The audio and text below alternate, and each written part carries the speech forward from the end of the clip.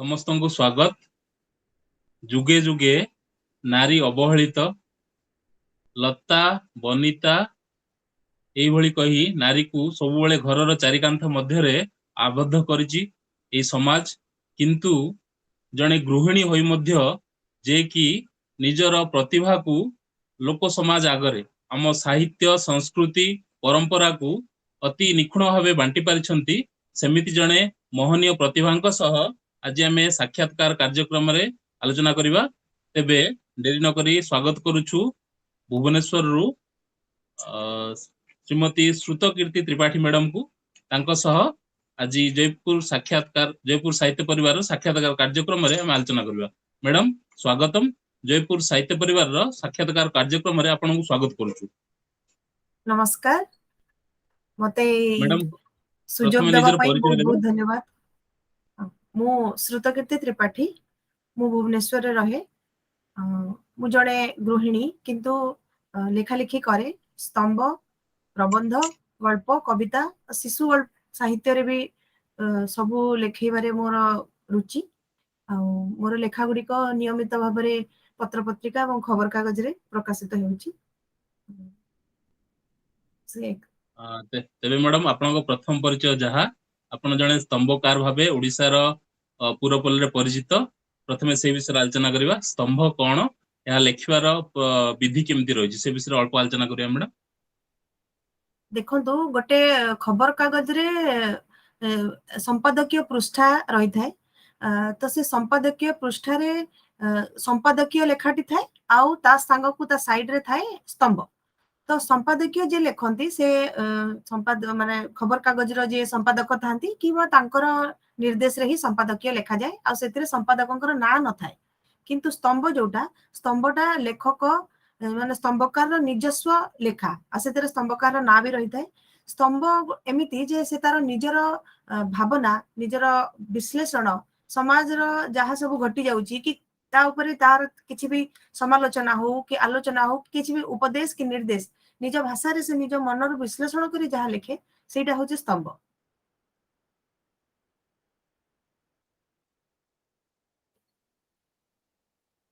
आपन को voice आसुनी madam जने साधारण लोक जे स्तंभ लेखिबा पई निजे मन बळैछि तेबे ताकू केउ सब सोपान दे जिबा पड़िबो लेखिबार विधि कोन रहिछि से ऊपर किछ कहबे। शुणु जड़े साधारण लोक लेखा चाहिए लेखि पारिबो किंतु स्तंभ प्रकाश पाइबा एते सहज हुए नाही। हमर एई मु जहा ओडिसा रो लेखिबा कथा कहूची एतिके सहज हुए नाही काई ना से माने जेते बेले गोटे लेखाटे आमे तांको पठाऊ तांको मेल आईडी थ्रू रु पठाऊ तो से माने से लेखा सेई मानर हबा दरकार आउ तांकर एबे जो माने तथ्यगत एवं सेतरे कि सत्यता रहिया दरकार।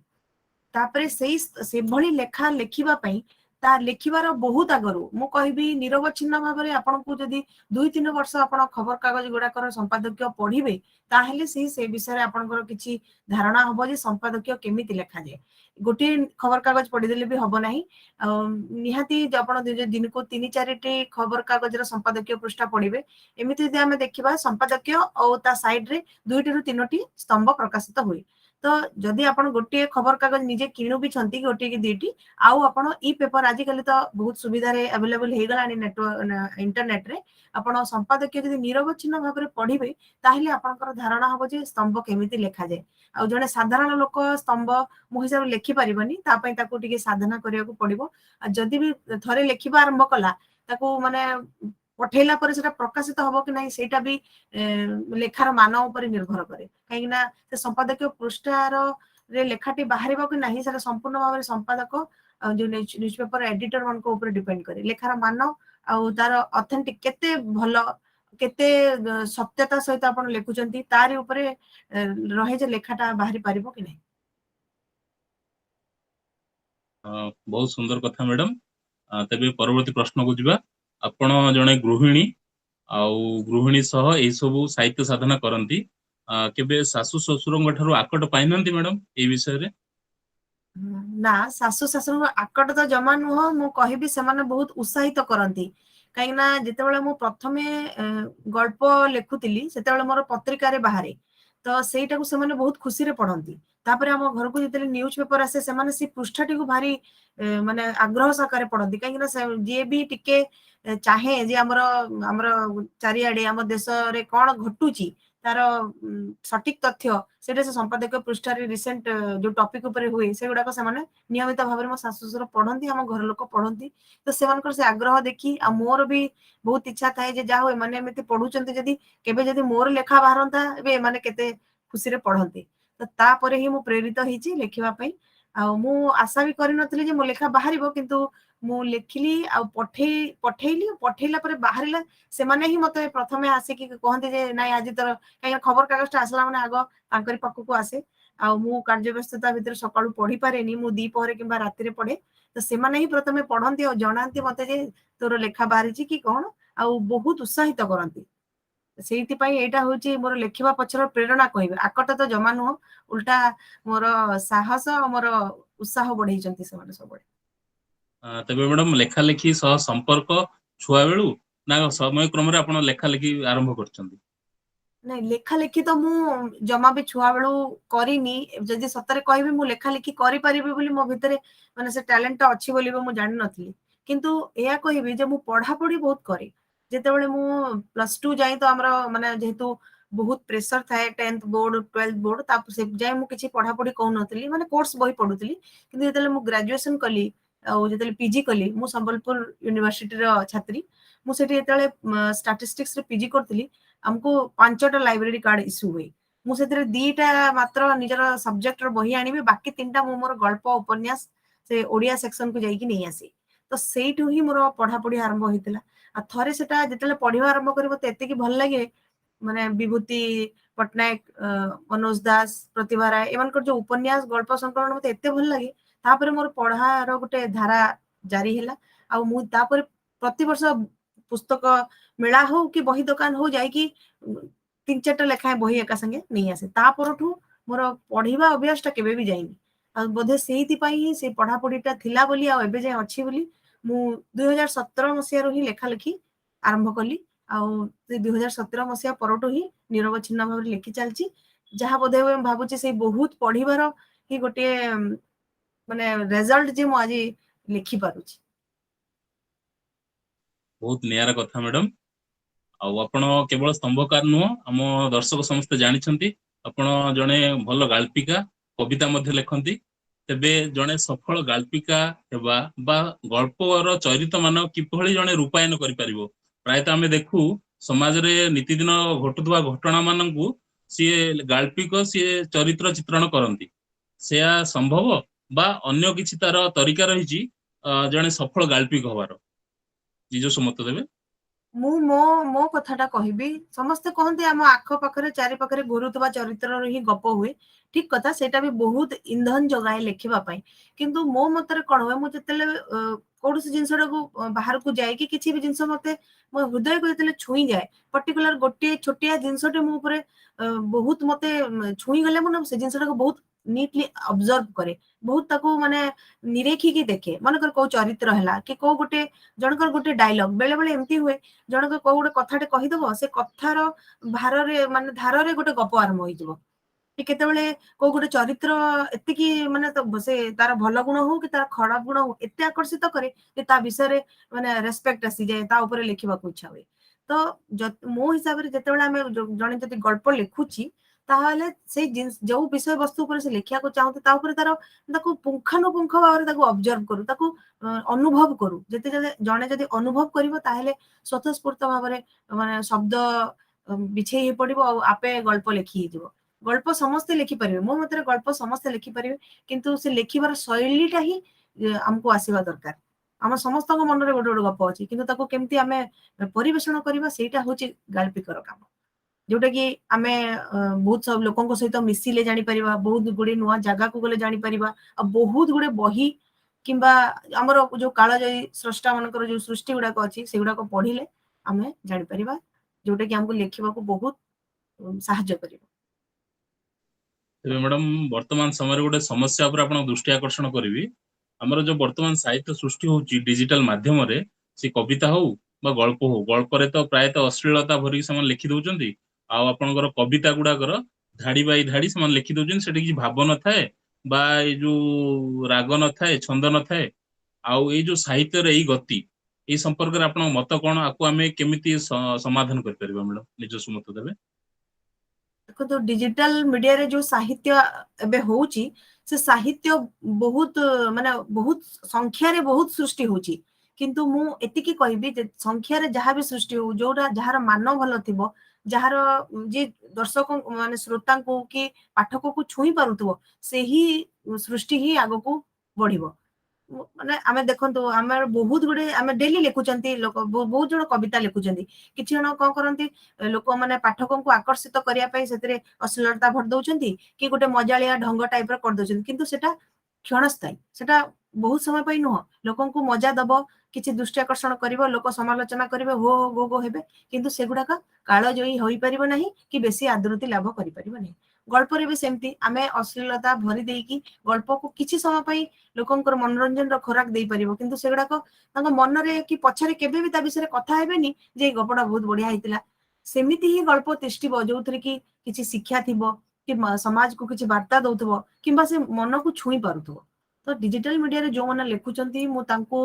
କହିବି ଆରମ୍ଭ କରିବା ପାଇଁ ଡିଜିଟାଲ ମିଡିଆ ବହୁତ ବଢିଆ ଗୋଟେ ପ୍ଲାଟଫର୍ମ। ଆରମ୍ଭ କରନ୍ତୁ, ଲେଖନ୍ତୁ। ସମସ୍ତଙ୍କୁ ଏମିତି ନୁହେଁ ଯେ ଆରମ୍ଭ କଲା ମାନେ ସବୁ ଭଲ ହେଇଯିବ। ସେମାନେ ଲେଖନ୍ତୁ। ଡିଜିଟାଲ ମିଡିଆରେ ବି ଏମିତି ବି ନୁହେଁ ଯେ ଖରାପ ଲେଖୁଛନ୍ତି, କିଛି ଜଣ ବହୁତ ଭଲ ବି ଲେଖୁଛନ୍ତି। ସେଇ ଭଲ ଲୋକଙ୍କୁ ମାନେ ଫଲୋ କରନ୍ତୁ, ତାଙ୍କଠୁ ଶିଖନ୍ତୁ, ଆଉ ଧୀରେ ଧୀରେ ଧୀରେ ଧୀରେ ନିଜର ସାହିତ୍ୟ ସୃଷ୍ଟିକୁ ଉନ୍ନତ କରିବାକୁ ଚେଷ୍ଟା କରନ୍ତୁ। ଆଉ ଗୋଟିଏ କଥା ମନେ ରଖନ୍ତୁ, ଯେତେବେଳେ ନିଜର ଲେଖା ଭଲ ହେଲେ ସେଇ ଲେଖା ହିଁ ଆଗକୁ ଯିବ। ଆଉ କିଛି ମାନେ କାହାଠୁ ଚୋରି କରିକି କି କୋଉଠି ମିଶେଇ ଦେଇକି କି ଅଶ୍ଳୀଳତା ଭରିକି ଯୋଉଟା ଆପଣ ଲେଖିଥିବେ, ସେଟା କ୍ଷଣସ୍ଥାୟୀ, ଦୀର୍ଘସ୍ଥାୟୀ ଜମା ବି ନୁହଁ।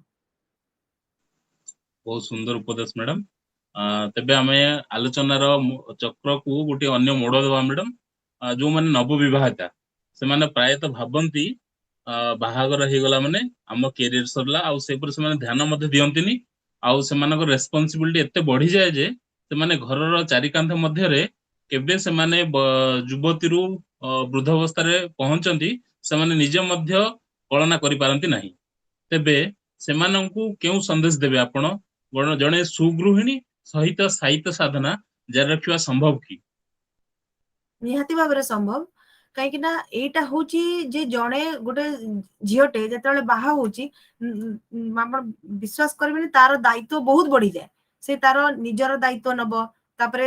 ଯେତେବେଳେ ଯାହା ଘରକୁ ଯିବ, ସେଠି ତାର ସ୍ୱାମୀ, ତାର ପରିବାର, ତା ପରିବାରଟା କେବଳ ତା ସ୍ୱାମୀ କି ଶାଶୁ ଶ୍ୱଶୁର ନଥିବେ, ବହୁତ ବନ୍ଧୁବାନ୍ଧବ ବି ଆସୁଥିବେ। ତାପରେ ଧୀରେ ଧୀରେ ତାର ଦାୟିତ୍ୱ ଆହୁରି ବଢିବ, ଯେତେବେଳେ ପିଲାଟିଏ ତା ଜୀବନକୁ ଆସିବ। ତ ସେ ସବୁ ସେ ଜିନିଷ ସେ କରେ, ଆଉ ସେଇ ସବୁ ଜିନିଷ ସେ କରିପାରିବ। ଭଗବାନ ତାର ସୃଷ୍ଟି ହିଁ ସେମିତି ତିଆରି କରିଛନ୍ତି। ନାରୀ ପୁରୁଷ ଅପେକ୍ଷା ସବୁବେଳେ ଅଧିକା କାମ କରିପାରିବ, ଆଉ ଅଧିକା ସହନଶୀଳ, ସେଟା ଆମେ ଜାଣିଛୁ। ତାପରେ କିନ୍ତୁ ଏଇ ଯୋଉ ଆପଣ ଯୋଉ କହିଲେ ଯୋଉ କ୍ୟାରିୟରକୁ ଇଏ କରିଦଉଛନ୍ତି, ସେଇଟା ଯୋଉ କଣ ହଉଛି, ସେମାନେ ପ୍ରେସର ନେଇ ପାରୁନାହାନ୍ତି, ସେ ଜିନିଷଟାକୁ ବନ୍ଦ କରିଦଉଛନ୍ତି। କିନ୍ତୁ ଯଦି ସେମାନେ ଭାବିବେ ଏଇ କିଛି ବର୍ଷ, ଆପଣ ବାହା ହେଲେ, ପିଲାଟି ହେଲା, ସେ ପିଲାଟି ଟିକେ ବଡ ହେଇଗଲା, ନିହାତି 5 ରୁ 7 ବର୍ଷ, ବାହାଘର 5-7 ବର୍ଷ ଭିତରେ ସେ ପିଲାଟି ଯେତେବେଳେ ମାନେ ଆପଣ ତାକୁ ଯଦି ସେମିତି ଶିଖେଇଥିବ, ସେ ମହିଳାଟି ଯେମିତି ତାକୁ ସେମିତି ଶିଖେଇବ ଯେ କେମିତି କାମ ସହିତ ବି ସବୁ କରିପାରିବ, ସେଟା ହଉଛି ତାର ନିଜର ମାନେ ମ୍ୟାନେଜମେଣ୍ଟ ପାୱାର। ସେ କେମିତି ତାକୁ ମ୍ୟାନେଜ କରିକି ସବୁ ଘର କାମ ବି କରିପାରିବ, ପିଲାଙ୍କର ବି ଯତ୍ନ ନେଇପାରିବ, ଆଉ ଯଦି କିଛି ଚାହିଁବ ଚାକିରି ବି କରିପାରିବ।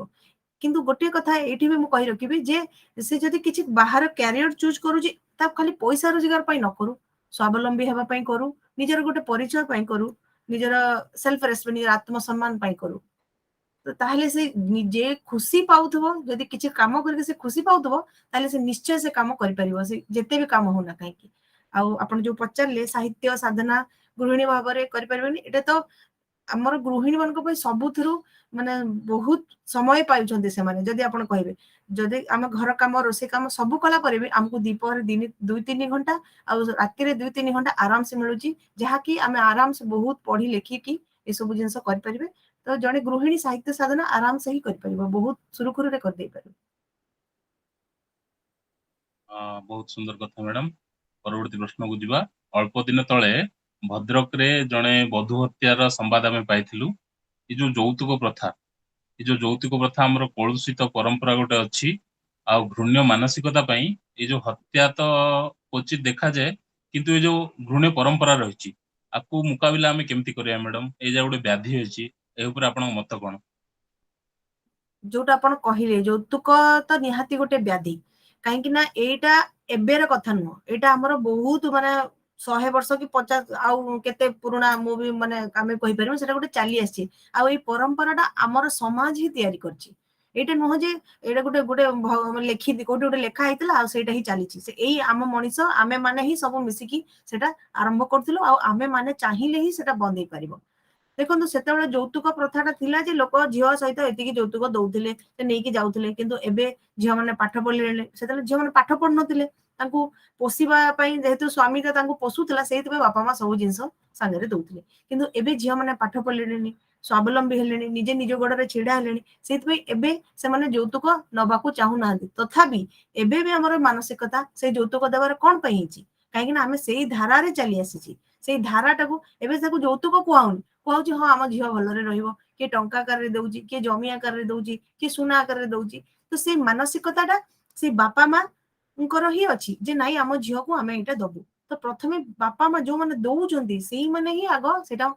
दबाकू इच्छा करिया कथा नुह अपर पक्षे पुअर बापा बा माने जो मैंने आपको नबाकू चाहूचंती से माने भी ए मानसिकता रखिया कथा जे नाई आम एटा नबुनी तो जदि दी पटो झीर बापा घर तरफ पुअर बापा घर तरफ जदि एटा जदि निजर बुझामणा भितर ए सब जिंस जदि हेई परिबो जे नाई एटा हमें दबानी कि नबानी ताहेले ही एटा बंद हेई परिबो नहेले एटा बंद करिवाटा बहुत असंभव कहीं ना जोटे गोटे धनी लोकटे ता हिसाब रे तार रेंज रे से यौतुक दउची गोटे गरीब लोकटे ता रेंज रे दउची तो ए मानसिकताटा आग प्रथमे प्रत्येक लोकर हबो जे मु मोर झियो को यौतुक देबी नहीं कि मो पुअर बाहागर मु यौतुक आनिबी नहीं तो एटा संभव आम मानक ही हाथ रे रहिछि परवर्ती प्रश्न जीवा मैडम जदियो आमे कोरापुट और मालकानगिरी रो उदाहरण नबा तेबे एठी लिंगानुपात महिला पुरुष अनुपात पुरुषों तुलन में महिला संख्या अधिक किंतु समग्र ओडिशा बा भारत कथा जदि आमे देखिबा ये जो लिंगानुपातटा हमर किछि कम रहुछि पुरुषों तुलन में पूर्वर तो आपणकर ये जो अल्ट्रासाउंड करके सी कन्या भ्रूण हत्या कर दउथिले वर्तमान तो सी क्वचित देखा मिलुछि किंतु ये जो लिंगानुपातटा कम अच्छी यह आमे केमती सम्मान कर परिबा मैडम निज मत रखिबे देखंतु लिंगर जो लिंग भेद रही एटा भी गोटे माने जो कहंती कुत्सित परंपरा भलिया हमर किछि माने बहुत किछि वर्ष पूर्वरु रही कहीं ना सेते बेले से माने कहउतले झियोटे जन्म हैला आमे ताको बाहा करिकि बाहर को देबु ता पई खर्चांत हबु तार दायित्व नेबु किंतु सेहिटी पुओटे जन्म हैले आमे हम बहु आसीबो हमर से घर पसिबो हमकु मला परे हमर अंत्येष्टि क्रिया करिवो तो एई जो माने जो समाज रे जो गोटे धारा तयारी हे जाई पुओ एटा करिवो झियो एटा करिवो ସେଇଥିରୁ ହିଁ ଆମ ଲୋକମାନଙ୍କର ପୁଅ ଆଉ ଝିଅ ପ୍ରତି ଆସକ୍ତି ଗୁଡାକ ପୁଅଙ୍କ ପ୍ରତି ବଢି ଚାଲିଛି ଆଉ ଝିଅଙ୍କ ପ୍ରତି କମି ଚାଲିଛି ସେଇଥିପାଇଁ ସେମାନେ ସବୁବେଳେ ଚାହାନ୍ତି ଯେ ପୁଅଟା ଗୋଟେ ପୁଅ ହେଇଗଲା ତାହେଲେ ଆଉ ଗୋଟେ ଝିଅ ହେଲେ ଚଳିବ କିନ୍ତୁ ଯଦି ଝିଅ ଗୋଟେ ହେଲା ଫାର୍ଷ୍ଟ ଝିଅଟେ ହେଲା ସେକେଣ୍ଡ ଝିଅଟେ ହେଲା ତାହେଲେ ପୁଅଟେ ହେଲା ଯେ ସେମାନେ ଅପେକ୍ଷା କରିଥିବେ ତ ଏଇଟା ହଉଛି ସେମାନଙ୍କର ଗୋଟେ ହୀନ ଚିନ୍ତାଧାରା ସେଇଥିପାଇଁ ଯୋଉ ଝିଅ ନ ହବ ବୋଲି ଆଗରୁ ମାନେ ଭ୍ରୂଣ ପରୀକ୍ଷା କରାଯାଉଛି ଗର୍ଭରୁ ଥାଇକି ଭ୍ରୂଣ ପରୀକ୍ଷା କରାଯାଉଛି ତାପରେ ଜାଣିଗଲା ପରେ ଭ୍ରୂଣ ହତ୍ୟା ବି କରାଯାଉଛି ଆଉ ଏମିତି ବି ହଉଛି ଯେ ଝିଅ ମାନେ ଜନ୍ମ ହେଲା ପରେ ବି ସେମାନଙ୍କୁ ମାନେ ବହୁତ ପ୍ରକାର ଶୋଷଣ କରାଯାଉଛି କି ସେମାନଙ୍କୁ ଅବହେଳା କରାଯାଉଛି କି ପୁଅଙ୍କ ତୁଳନାରେ ସେମାନଙ୍କୁ ସମାନ ଅଧିକାର ଦିଆଯାଉ ନାହିଁ ତ ଏଇ ମାନସିକତା ଏଇଟା ବି ସେଇ ମାନସିକତାର କଥା ତ ଆମେ ଯଦି ଏବେ ପାଠ ସାଠ ଆମର ମାନେ ବହୁତ ଆମେ ସମସ୍ତେ ପାଠ ପଢିଲେଣି ଶିକ୍ଷା ସବୁଆଡେ କୋଣ ଅନୁକୋଣରେ ପ୍ରବେଶ କଲାଣି ତ ଲୋକଙ୍କର ମାନସିକତା ଏଇଆ ହବା କଥା ଯେ ପୁଅ ଆଉ ଝିଅ ସମାନ ତ ସେମାନେ ଯଦି ଯେତେବେଳେ ଯୋଉ ଦିନ ପୁଅ ଆଉ ଝିଅକୁ ସମାନ ଅଧିକାରରେ କାର୍ଯ୍ୟରେ ଦକ୍ଷତାରେ ଭାବିବେ ସେଇ ଦିନ ହିଁ ଏଇ ଲିଙ୍ଗ ଯୋଉ ଆପଣ ଯୋଉ କହିଲେ ତାର ଅନୁପାତଟା ସମାନ ହବ ଏଇଟା ଏତେ ଧୀରେ ଧୀରେ ହବ ଏତେ ଜଲ୍ଦି ନୁହଁ ଖାଲି ସେଇ ପରମ୍ପରାଟାକୁ ଆଗକୁ ନେବା ପାଇଁ ସେମାନଙ୍କୁ ସେଇ ଦିଗରେ ଭାବିବାକୁ ପଡିବ ଝିଅଟେ ପୁଅଟେ ସହିତ ସମାନ ଏହା ଭାବିକି ଆଗକୁ ଚାଲିଲେ ସେଇ ଧୀରେ ଧୀରେ ଏଇରେ ପରିବର୍ତ୍ତନ ଆସିପାରିବ ବୋଲି ମୁଁ ଭାବୁଛି मैडम आमे विश्वास करि परिबा कि एमती दिन आसीबो जे लिंगानुपात प्रायतः समान रहिबो पुओंको आ झियोंको संख्याटा संभव कि ହେଇପାରେ କାହିଁକି ନା ଦେଖନ୍ତୁ ଗତ ବର୍ଷ ଆମର ଯୋଉ ହେଇଥିଲା ଆମର ମାନେ ଓଡିଶାରେ ରେସିଓ ଥିଲା ଝିଅ ମାନଙ୍କର ପୁଅ ମାନଙ୍କଠୁ ଅଧିକା ଥିଲା ସେଟା ଆଶ୍ଚର୍ଯ୍ୟଜନକ ଭାବରେ ସେଇ ବର୍ଷରେ ଆମେ ବହୁତ ଜଣ ତଥ୍ୟ ବି ଦେଇଥିଲେ ଯେ ଯେତେବେଳେ ବହୁତ ମାନେ ଯୋଉଠି 1000ରେ ଥିଲେ ସେଠି ମାନେ କମି ଯାଇଥିଲା 99 5 कने थिला एटा किंतु 1000 रे बढ़ी जाइतिला तो पुणी किंतु सेई वर्ष परे नेक्स्ट वर्ष तेता फ्लक्चुएट करतला तो सेहित पई आमे आशा करि परिबा काहे ना जेतले एबे आउ से भलिया अंधविश्वास कुसंस्कार आउ अशिक्षा नाही तो लोक बुझिलेनी गरीब आउ अध्युषित अंचल पुराना जो माने बहुत माने पाठ साठ पढ़ी नांती जो मनकर बुद्धि सुद्धि नाही से माने भी बुझिलेनी झियो मनकर महत्व झियो माने भी सबुआडे काम करिया सफल हेलेनी सबुआडे सब दिगरे सफलता पाइलेनी सेतिबे मु तो आशा रखिछि जे ए झियो पो अनुपात निश्चय हम ओडिसा रे दिने ना दिने समान हि जिवो परवर्ती प्रश्न जीवा मैडम आम युवती जो माने कॉलेज रे पढ़ंती बा महिला सेमानंकु समाज रो किछि क्षेत्र रे अशालीन व्यवहार रो सम्मुखीन होवा पड़े जहाको आमे कहू ईव टीजिंग आउ एहार कारण कोन आ समाधान रो उपाय कोन मत रखिबा मैडम जेतेबेले महिलाटी घर बाहरुची कि झियोटे कॉलेज पाई पढ़िया को जाउची सेतेबेले से तार माने घरर भी बहुत गुडे तार घर परिवेश को छाड़ी की जाए सेठी से हमें कहबा हमें कॉलेज रे बहुत प्रकार पिला थांती जो माने कि तांको माने अवश्य एगुडा को एबे बहुत कमी गलानी आगरु बहुत थिला जे सेमान को खराब व्यवहार देखौतले कमेंट पास करथिले इवन कि कॉलेज और चाकरी क्षेत्र रे सेमान को माने तांको शोषण करा जाउथिला तो सेही जिंसटा सेही पुरुष माने सबुले महिला को भाबती जे निजठू कम बोली से माने भाबिबे जे एई झियो माने माने घरे रहिया कथा ए माने बाहर को आसिया कथा न ए माने बाहर को आसले आमठू काळे सरपास कर जिबे हमको तो सेही जो जिंसटा तांकर भयटा सेहीटा मते लागे जे से माने तांकर से भय को देखांती तांको खराब व्यवहार देखै कि तांको टीज करी कि जेंति कि तांकर मोराल टा डाउन ही जाओ जेतेले गोटे झियोटा को क्रिटिसाइज करा जाए कि सांग साथी मिसी कि ताको जेतेले तळुआ के करंती कि किछ अपव्यवहार करंती कि अभद्र व्यवहार करंती तार झियोर जो तार जो मोराल टा थाए सेटा भांगी जाए से सेहिति पई तापर कोन करबो से दिने कॉलेज आसिया बंद कर दबो कि पाठ पढ़ा बंद कर दो तो सेहीटा ही से जो अपव्यवहारकारी जे कि माने जा घर संस्कार पाई नथिबो कि जे शिखी नथिबो सेटा चाहू थाए तो मोर एठी अनुरोध से झियो मन को जदि भी से माने किछि सेमिति फेस करूछंती से कॉलेज रे हो कि चाकरी क्षेत्र रे हो से माने सेही जिंस को विरोध करंतु सेही जगह रे ही से तांग स्कूल कर्तृपक्ष हो कॉलेज कर्तृपक्ष हो कि चाकरी रे जहाटे आजिकली तो सबुटी काउंसलिंग सेल आ एटा रही गलानी सेठी कंप्लेन करंतु और सेमान को विरोध करंतु जेतले विरोध करिवे से लोक गुडा को जो माने से किछि वर्गर लोक सेटा को 100 रे 10टा भी नथिबे तो सेही 10टा लोक जदी आगो को आसिले आ सेमान को जदी सेठू बाहर करा हैला आ बाकी 90 जन पुरुष तांको पई बदनाम भी हेबिनी एपटे सब महिला माने सुरक्षित भाव रे पाठ भी पढ़ी परिबे चाकरी करि परिबे आ बहुत सुरक्षित भाव रे सब बेले जिबा आसिया करि परिबे एही प्रश्न रो गोटे विरोधात्मक प्रश्न मु कहबी मैडम आपनकर 498 ए जोटा कि अछि मिथ्या यौतुक केस रे किछि जन हैरान होरा हम देखुचु आ भुवनेश्वर रे आपनकर पुरुष कमिशन गढिया पई किछि लोक संगठन चलैचंती तेबे एही जिंस पछर घटना कोन आउ ए जिंसटा समाज रे सतर देखा दउची कि नारी पुरुष को निर्यातित करूची कि देखो तो एबे आमे जदी कहिबा आमे गुटे एमिति जुगरे अछि जोठी कि आमे जो कहंतिनी कली जुगड़ को आमे जाउची एबे किए कोन समस्त निजर व्यवहार विपरीत व्यवहार गुडा को देखौचंती जोटा गुटे पुरुषटे करिया कथा न से करची गुटे झियोरे कि स्त्री लोकटे जहा करिया कथा न से तार अपर व्यवहार करची एमिति न हो जे खाली पो माने ही झियो को निर्यातना दउचंती कि शोषण करचंती एमिति किछि उद्धत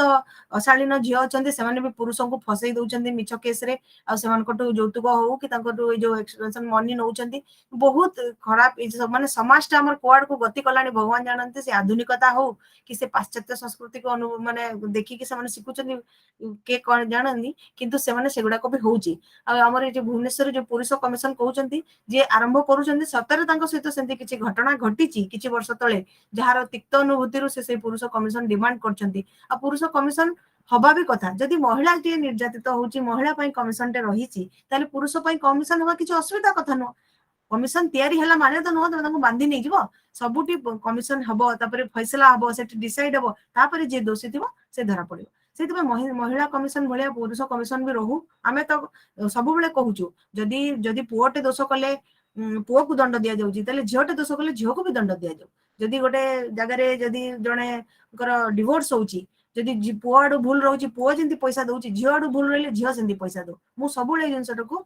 सपोर्ट करे जेंति पुरुष कमिशन तैयारी हबार किछि भी हमर असुविधा नै पुरुष कमिशन तैयारी हो सेमिति ही गोटे आवश्यकता हेतिला बोली महिला कमिशन तैयारी हेतिला सेमिति भी एबे समाज रे सेमिति किछि घटना घटुची जहा कि माने बहुत आगो को लोकन को खराब वार्ता दोची लोक माने से पुरुष मान को अवहेलित होचंती निर्यातित होचंती माने किछि माने मानसिक भाव रे सन विषादग्रस्त रहउचंती सेही सब ये पाइबा पई समान पुरुष कमिशन रो डिमांड करछन तबे किछि असुविधा नै पुरुष कमिशन भी आज महिला कमिशन गढ़ा हवा दरकार। मैडम गोटे उदाहरण देवी आपणकर पिपिली रे जड़े नवविवाहिता सी कौन स्वामी को विवाहर परदिन छाड़ी पलि आसछंती लिंगराज मंदिर पाखरे माड़गोल शिकार होते सी प्लस आ गोटे जड़े आत्महत्यार शिकार जड़े युवक होते किसी दिन तले न्यूज शिरोनामा पलटि तेज जो जिनस हूँ जड़े नारी क्षेत्र में जो निर्यातना देखा दूची सेतबेले पुलिस प्रशासन शीघ्र से त्वरित कार्यानुष्ठान ग्रहण कर पुरुष विपक्ष में से जिनसा होची से पक्ष आमर आईन कानून शिथिल पड़ जाउछि कि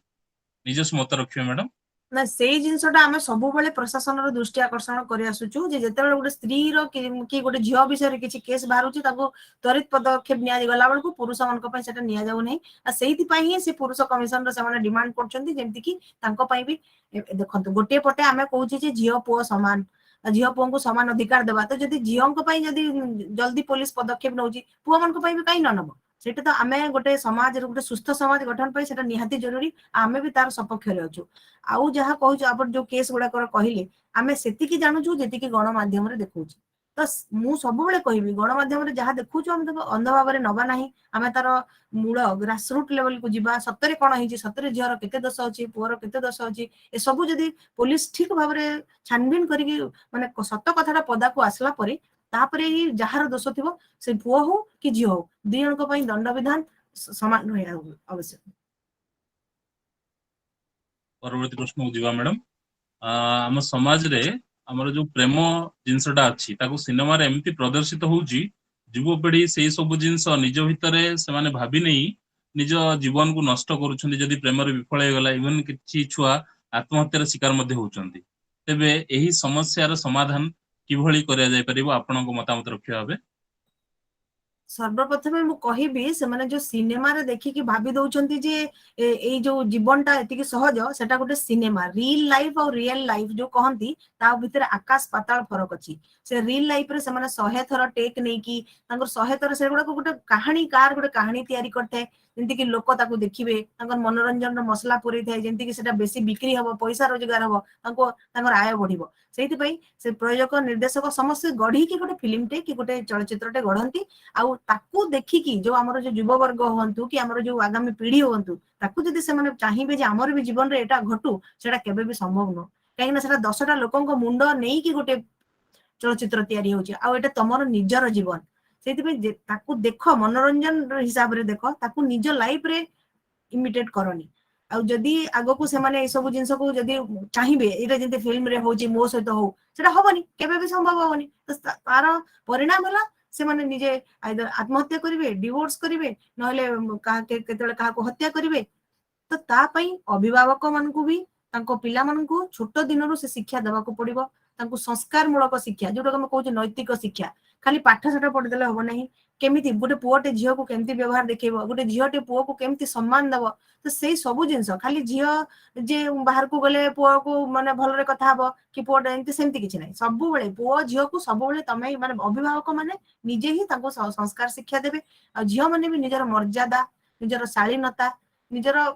भल गुणटा को देखिबे कोठी मो एठी को गले मो पई विपद अछि सेटा झियोटे कोन जानिबोनी सेटा जानिया दरकार सेठी से जानिबो सेमति आसे सांग सेमति परिवेश रे निजे बढ़िबो ताहेले ही ए सब जिंसर किछि सॉल्यूशन अछि आमे समाज को दोष देले हबो नाही समाज हमको नै की तो प्रति परिवार रो प्रति बापा मां प्रति छुआ को शिक्षा दियंतु जे सिनेमा को देखि की जीवन केबे गढी होएनी तमे निज जीवन निज हाथ रे गढ आ आत्महत्या तो मु कहिबे केबे भी नो जे निज जीवन रे निज को भल पाई पालानी से काहा को कोन भल पाइबो जे जेतेले जणे मनुष्य निज को भल पाइने से आत्महत्या कर दिए तो जनक प्रेम रे पड़ी कि आत्महत्या एटा तो मते गोटे मजा माने मते बहुत ही खराब लागे जे जणे ताको भल पाइला पाइलानी बोली आत्महत्या कला तो निजे को निजे भल पाउ ना तमे अलग जण को कोन भल पाइबो सेति भल पाइबा मान होला तमे तार कथा बुझिबो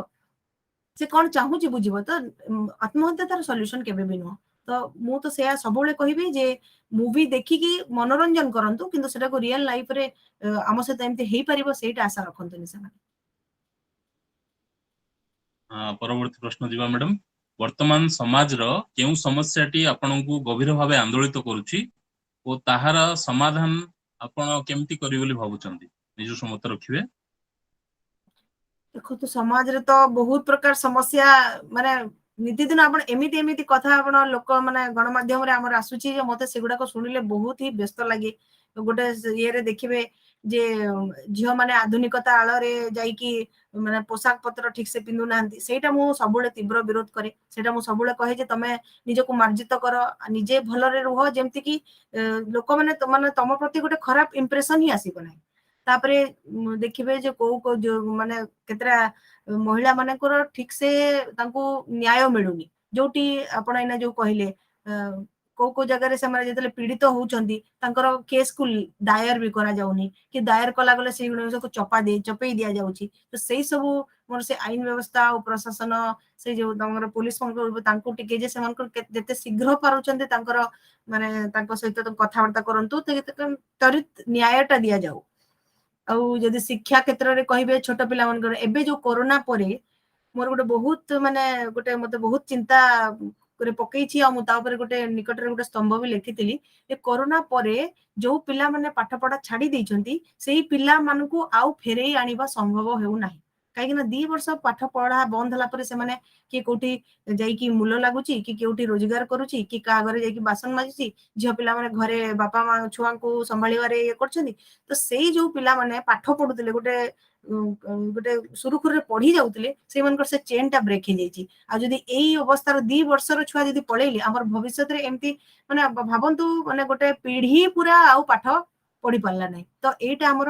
माने भविष्यत पई गोटे बहुत चिंताजनक विषय। जदि सरकार या ऊपर किछि करन्ते जे केमिति जो पिला माने पळेइछंती ड्रॉप आउट जो माने हे जाइछंती सेमानकर आकलन करिकि से व्यवस्था थ्रू हो कि स्कूल टीचर मान थ्रू हो केमिति तांको जदि पुणी मुख्य स्रोत माने पाठ पढ़ा को फेरी दि आणंता ताले मोर मु सेटा गोटे मते बहुत चिंताजनक परिस्थिति बोली मने। बहुत सुंदर कथा मैडम। बहुत गुड़े विषय आज आलोचना कले आमे निश्चित भावे हम युवपीढ़ी समाज सबु वर्गर लोक आपण आलोचना को आलोचना बहुत गुड़े कथा शिखा मिलथिबो। तेबे जीवा पूर्वर आपण किछि स्वतंत्र संदेश देबाकू चाहिए मैडम आपण प्रशंसक निमंते।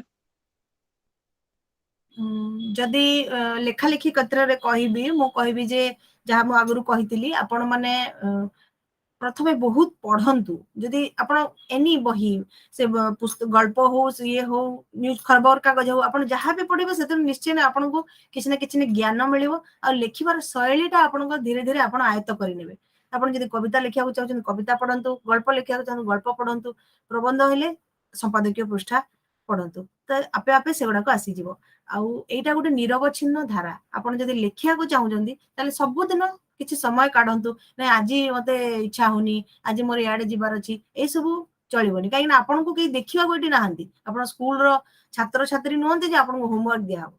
तो आपनकर निजस्व गोटे इच्छा जदि मु ए समय रे पारुनी मु आउ किछि समय परि कर देबी कि राति रे सोइबा पूर्व करबी तो निरवच्छिन्न भाबे जदि सब दिन किछि किछि आपण लेखा आ पढ़ा पढ़ी करिवे सेही माने अभ्यासटा आपनकर रहिबो आ सेटा आगो को बहुत काम दबो जोटे कि आपण गोटे सफल जो क्षेत्र रे मु गोटे लेखा बोली कहूची नहीं आ जो माने किछि माने तांको भीतर टैलेंट अछि जेमति कि रोसेई गीत गाइबा डांस आजिकली हमर सबुतरु बढ़िया प्लेटफॉर्म होची सोशल मीडिया। तो आपण से सोशल मीडिया को केवल माने